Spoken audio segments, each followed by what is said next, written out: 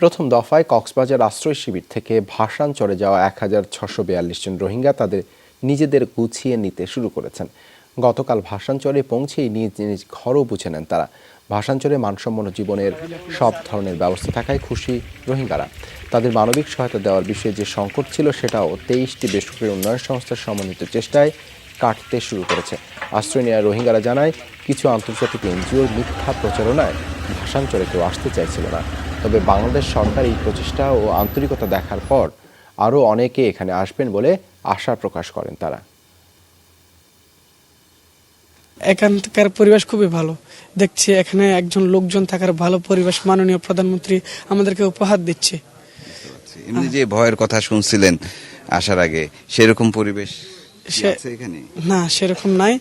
যেগুলাতে ভয়ের কথা যারা ছড়াইছে, গুজব ছড়াচ্ছে, ওরা হচ্ছে কিছু বেসরকারি এনজিও গুলো আর কিছু অভদ্র লোক।